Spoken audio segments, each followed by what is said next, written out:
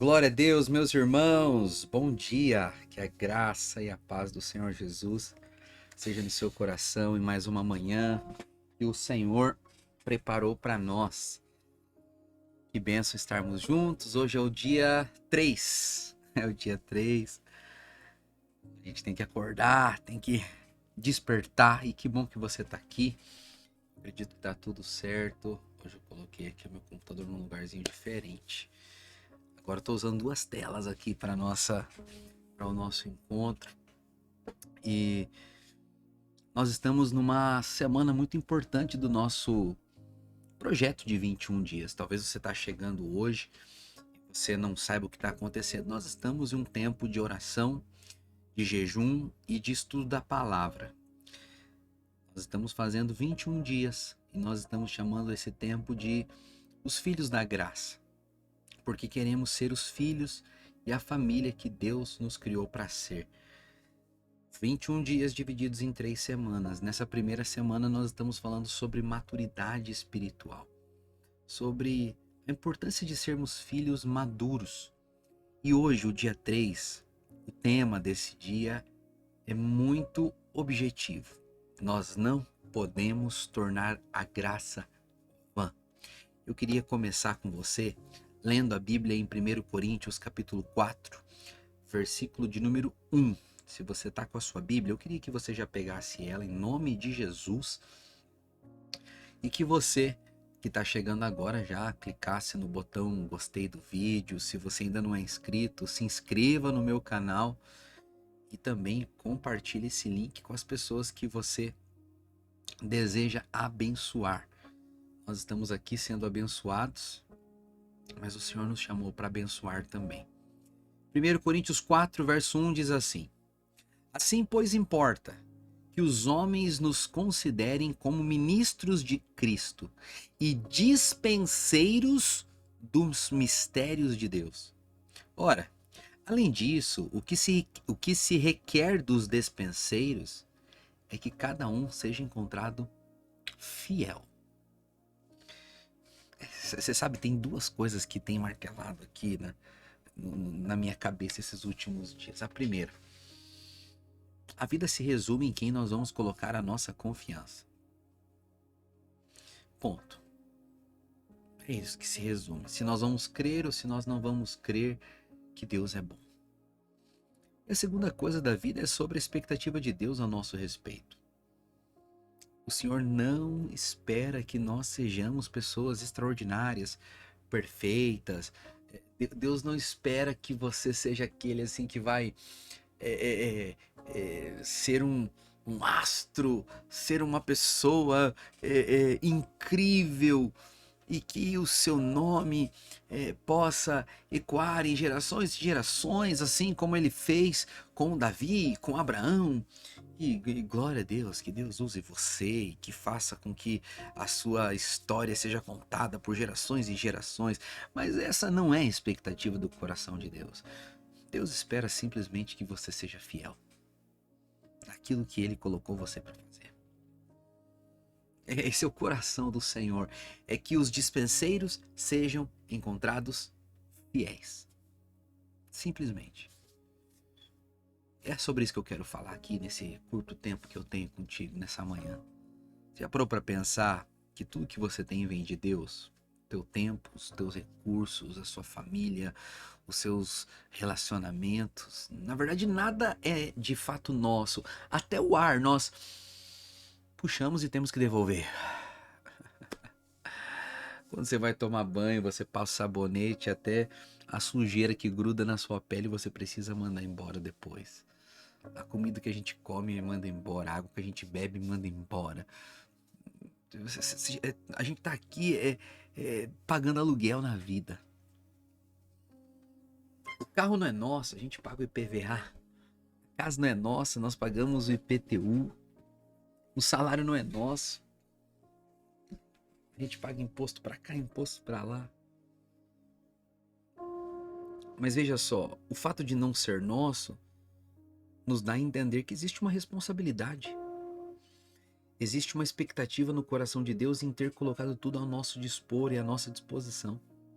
O rei do universo olhou para nós e disse: olha, eu confio em você. Eu vou te colocar nessa família. Vou te colocar nessa casa. Vou te cercar de pessoas para te ajudar, para te estender a mão, para treinar você, para te preparar. E a palavra diz que nós somos dispenseiros. Essa palavra dispenseiro no original é oikonomos. Oikonomos. Oikonomos, essa é a palavra. Significa administrador, mordomo. O dispenseiro era um mordomo que cuidava da casa. A casa não era dele, mas ele tinha as chaves. Os bens não eram deles, mas ele passava as mãos em tudo. Tudo passava pelas mãos dele. Os funcionários não era dele, mas era ele que direcionava. Mas o mordomo, ele tinha um privilégio de ser mordomo. A responsabilidade dele era um privilégio por conta de que as pessoas confiavam nele. Quando você entende que você é um dispenseiro, quando nós entendemos que somos mordomos de Deus, toda a nossa vida é transformada.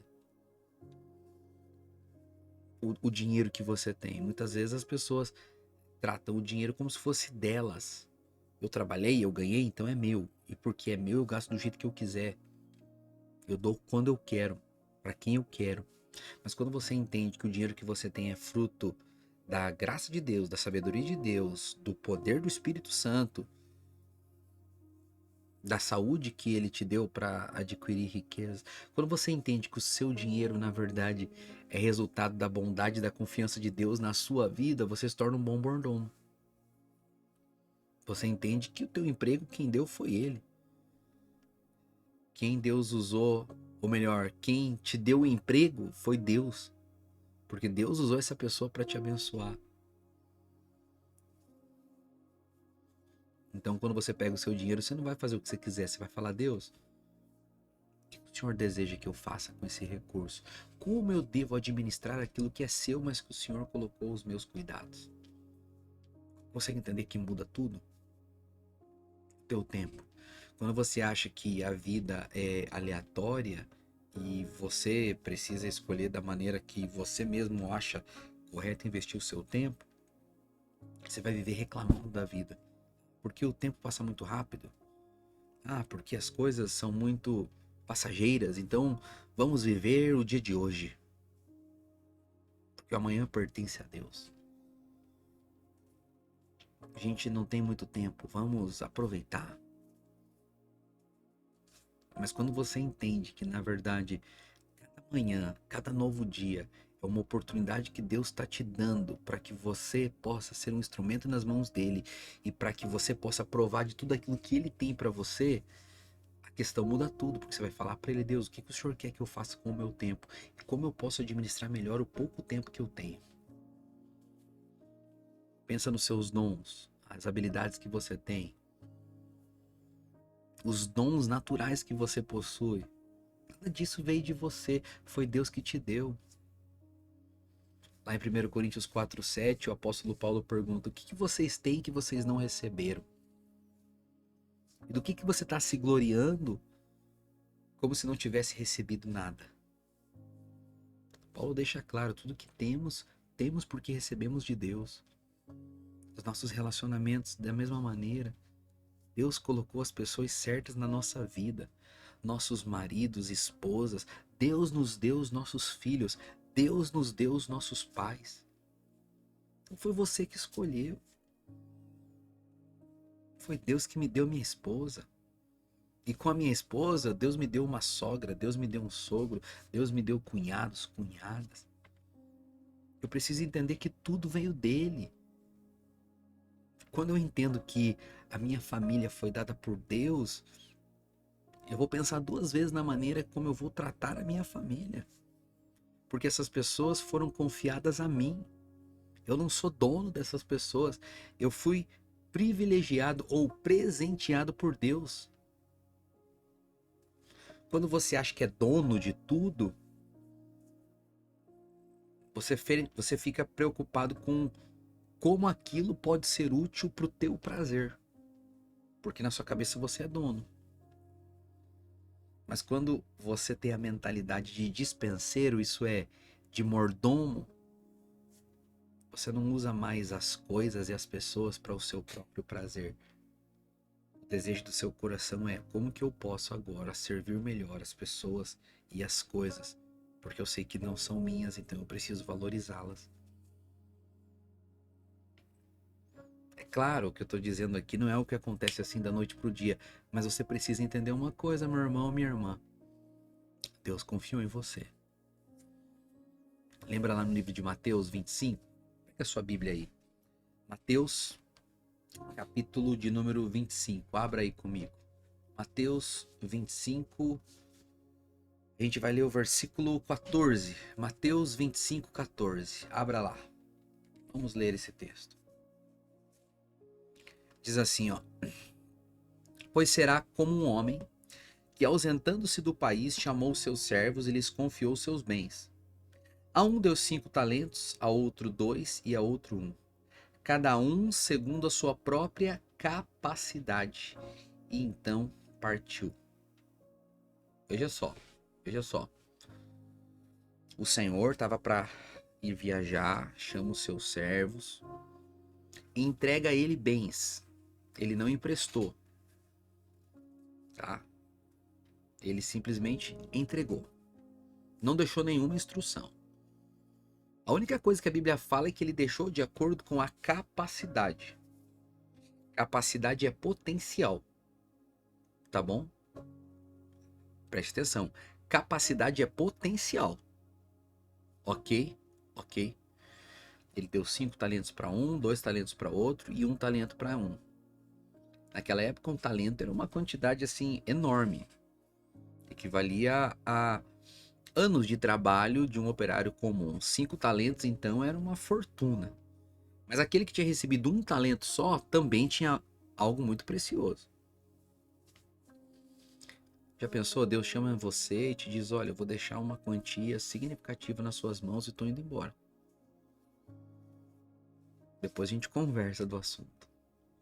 Ele podia ter deixado os seus bens, os seus talentos com pessoas mais preparadas, mais habilidosas do que nós. O fato de ele ter colocado os talentos na mão dessas pessoas, o fato de ele ter colocado talentos em nossas mãos, significa que ele está dizendo, olha, eu confio em vocês. Eu confio no potencial que eu mesmo coloquei em vocês. Ele não precisa de nós, mas mesmo assim ele confiou em nós. E ele deseja que a gente possa aprender a desenvolver a nossa capacidade para viver a plenitude daquilo que ele colocou em nós. É como se Deus dissesse, olha, a capacidade está em você e ela precisa ser desenvolvida e multiplicada. Para que você desenvolva a sua própria capacidade, eu vou confiar em você coisas preciosas. Os 2 primeiros servos entenderam isso. O que eles fizeram? Vamos multiplicar aquilo que recebemos. Vamos desenvolver. Vamos crescer, vamos avançar. Porque eu preciso valorizar o que recebi. Eu sou um mordomo. Eu estou cuidando de algo que não é meu. Eu recebi sem merecer. No versículo 20, a Bíblia diz, Senhor, me confiaste 5 talentos. Aqui então tenho outros 5 que ganhei. O que o Senhor fala para ele? Servo bom e fiel. Entra no gozo do seu Senhor. Se foste fiel no pouco, sobre o muito te colocarei. Essas palavras são maravilhosas. Servo bom e fiel. Não é um servo impressionante. Não é uau, como você é maravilhoso. Não, você é um bom servo. Qual que é a característica de um bom servo? Ele é fiel. O que é ser fiel? É cuidar do que recebeu. A gente vive num tempo onde que todo mundo quer ser extraordinário. Deus não espera isso da gente, irmãos. A gente vive num tempo onde que todo mundo quer ser incrível. Nós queremos ser profundos, queremos ser... Ai, meu Deus, que canseira. Não, não, não. Deus não quer nada disso da gente. Ele só precisa que você estejamos dispostos a ser fiéis. O Senhor não mediu o tamanho do resultado do servo, falou: uau, né? Você tinha 5, virou 5. Nossa, você é maravilhoso. Não, não, não. A medida que o Senhor usou com aquele homem foi a fidelidade. Foi fiel no pouco, vou te colocar sobre o muito. Porque aquele que administra bem poucas coisas, vai administrar bem muitas coisas. Quem é fiel no pouco vai ser promovido no muito. A vida é progressiva. Deus deseja constantemente te promover.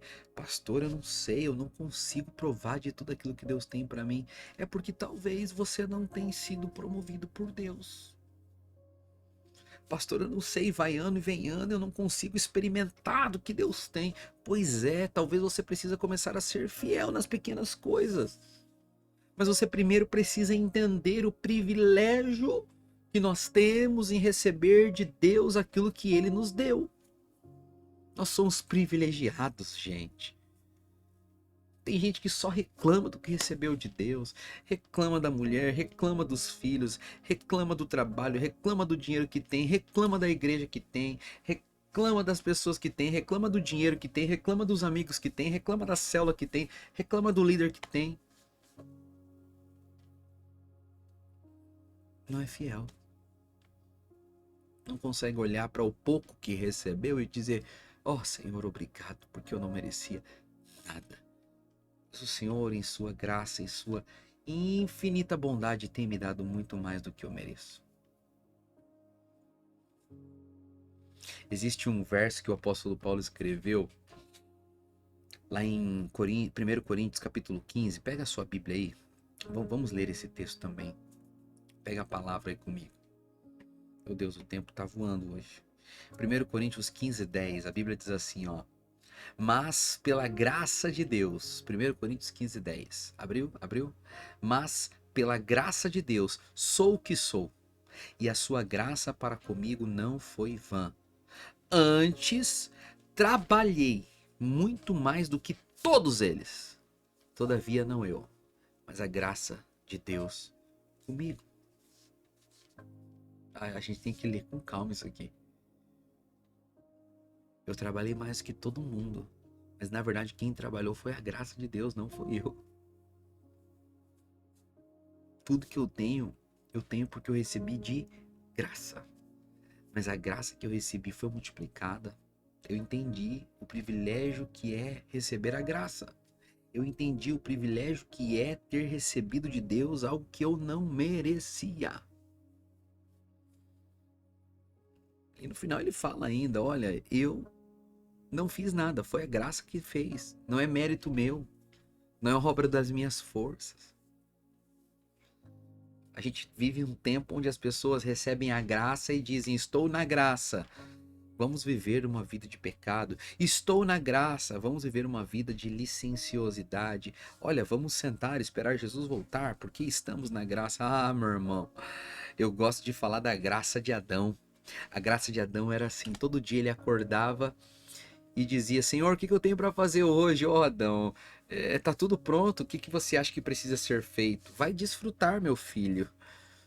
Então Adão pegava a sua enxada e cada enxadada que ele dava saía uma minhoca da terra. Ele colocava minhoca no anzol, ia na beira do rio, e quando ele jogava a isca no rio, o peixe já pegava o anzol e ele fazia o almoço para sua família. Aleluia. Qual que é a graça de Adão?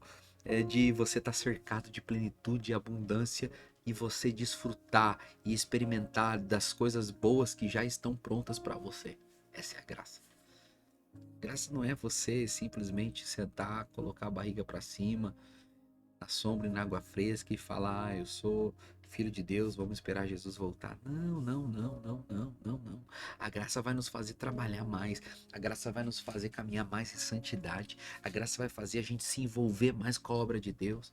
Quanto mais eu entendo que estou na graça, mais eu estarei comprometido com o coração do meu Senhor. Tem gente que diz: eu sou amado, então não vai mudar nada o que eu faço, então não vou fazer nada. Não, esse é um ensino e uma crença muito errada e perigosa, porque aqueles que verdadeiramente entenderam a graça de Deus, eles dizem: Uau, eu estou na graça, significa que eu sou aceito, então agora eu quero agradar o coração do meu Pai, eu quero descobrir mais coisas sobre Ele que eu ainda não sei. Tem gente que transforma a graça em uma graça vã, eles não perdem a salvação, a gente está seguro nos braços do Senhor. Mas tornar a graça vã é deixar de desfrutar de todos os benefícios que a graça nos dá. Teve um dos servos que recebeu um talento só, ele enterrou o talento. E por que enterrou o talento, gente? Porque ele não conhecia o coração do Senhor. Quantas pessoas servem a Deus há anos e nunca desfrutam da plenitude daquilo que o Senhor tem? Absolutamente nunca. A vida deles é um eterno, levanta, cai e passa pelas mesmas situações e tá sempre naquela luta e naquela angústia. Por quê? Porque torna a graça vã. Eles se esquecem que um dia nós vamos prestar contas para Deus. Você tem que entender isso. Um dia você vai prestar contas para o Senhor, meu irmão. Eu tô aqui pregando para você para te avisar. Eu não tô te avisando para que o seu coração se encha de medo. Meu Deus, eu vou ter que prestar conta para Deus. O que vai ser da minha vida? Não, não tô dizendo por isso, não. Eu não quero te encher de temor. O meu desejo aqui não é colocar fardos nas suas costas. Eu tô dizendo que você vai prestar contas para Deus para que o seu coração se encha de expectativa, sabendo que quando você entende que é um mordomo e que existe um Senhor a quem você vai precisar prestar contas, isso deve produzir em você um santo temor que vai te levar a multiplicar o que recebeu e ser fiel com aquilo que foi te dado. Quando você entende que é um mordomo e que vai ter um dia que nós vamos ter que fazer um acerto com o nosso Senhor, você vai dizer: ó Deus, eu quero ser fiel. Ó Deus, eu quero ser fiel. Deus não vai comparar você com pessoas que têm mais ou menos capacidade que você. Deus não vai colocar você de um lado e uma outra pessoa do outro e mostrar quem é o melhor e quem é o pior. Não. A conversa com o Senhor vai ser sobre o que você fez com o que você recebeu de acordo com a capacidade que eu coloquei em você. Deus olha para nós e não vê a nossa realidade do hoje. Ele vê a capacidade depositada em nós quando fomos criados. Ele não vai perguntar por que você não foi o Billy Graham da sua geração. Ele não vai te perguntar por que você não é o Aloysio Silva. Não.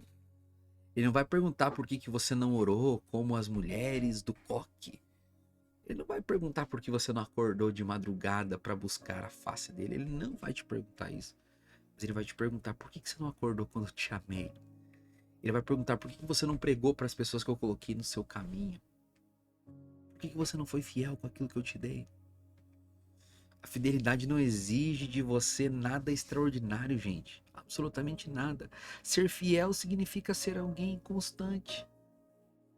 Exige fazer o que tem que ser feito, dia após dia, sem desistir.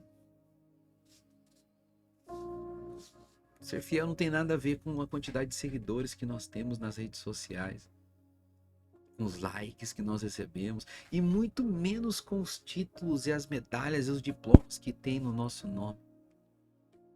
Um dia o Senhor vai voltar, e quando ele voltar, ele vai perguntar.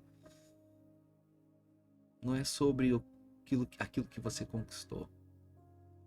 É sobre o que você fez com aquilo que você recebeu. Nós somos mordomos do rei, não somos donos de nada, somos mordomos.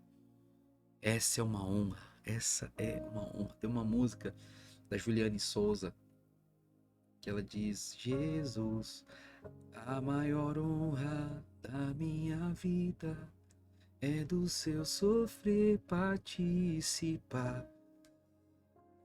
A honra muitas vezes vai ser o sofrimento. A questão é quem está disposto. A honra muitas vezes é o abrir mão. A honra muitas vezes é reconhecer o erro. eu tenho falado para o Senhor, Pai, eu quero ser um filho maduro, quero crescer, quero avançar, porque eu sei que o Senhor me deu talentos. Sabe por que eu tô aqui com você hoje? Porque eu quero ser fiel. Ontem eu tive um dia difícil, meu Deus do céu, como foi difícil. O ano começou, pensa num dia difícil. Mas eu quero ser fiel, porque o meu rei confiou em mim. Eu tô aqui pregando para você, para que o seu coração seja despertado para isso também. Você pode dizer amém? Você pode dizer aleluia? Feche os seus olhos, vamos orar juntos? Fala assim comigo, eu reconheço, Senhor, que nada é meu e tudo vem de ti. Me ensina a ser um bom mordomo,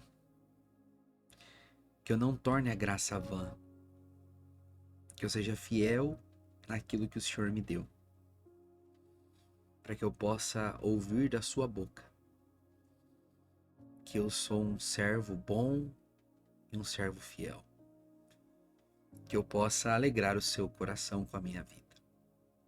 Em nome de Jesus. Eita glória! Irmãos, eu acho que hoje eu extrapolei o nosso tempo, queria ficar aqui 15 minutinhos, mas deu mais, mas por um bom motivo. Nós vamos encerrar aqui, que o seu dia seja abençoado. Às 8 horas da noite estaremos juntos orando no prédio das nossas igrejas. Se você não é aqui da nossa região, entre em oração com a gente 8 horas. Vai ser uma benção. Que o Senhor te abençoe poderosamente. Em nome de Jesus, se inscreve aqui e compartilhe esse link nas suas redes sociais. Tchau, tchau.